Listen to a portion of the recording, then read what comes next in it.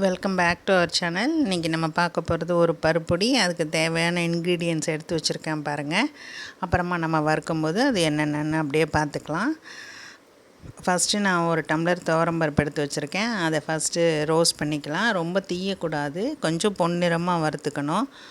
அதை வறுத்து முடித்த உடனே அதை எடுத்துட்டு எந்த டம்ளரில் போட்டோமோ அதில் 1/2 டம்ளர் கடலைப்பருப்பு, 1/2 டம்ளர் பாசிப்பருப்பு, அதையும் ஒன்று ஒன்றா போட்டு நம்ம வறுத்துக்கணும். ஃபஸ்ட்டு கடலைப்பருப்பு வறுத்து எடுத்தாச்சு. இப்போ நம்ம வந்து பாசிப்பருப்பு போட்டுக்கலாம்.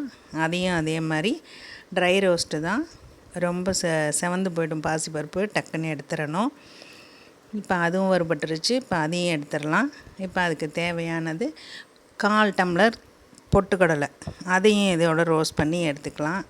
அது லேசாக சூடு காட்டினா போதும். இதுக்கு தேவையான அளவு வரமிளகாய், 1 டீஸ்பூன் வர கொத்தமல்லி, காரத்துக்கு ஏற்ற மிளகு, ஜீரகம், அப்புறம் பெருங்காயமும் இதோடய போட்டு வறுத்துக்கலாம். வறுபடலைன்னா திருப்பி கொஞ்சம் எடுத்து உப்பு போட்டு வறுத்தோம்னா நல்லா வறுபட்டுரும்.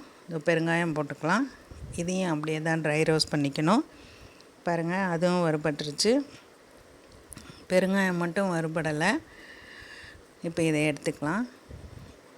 பெருங்காயத்தை வந்து வெறும் பேனில் போட்டு வறுத்தோம்னா வறுபட்டுரும். உப்பையும் இதோட போட்டு வறுத்துக்கணும். எடுத்துகிட்டு மிக்சியில் ஓட்டிக்கணும். அவ்வளோ.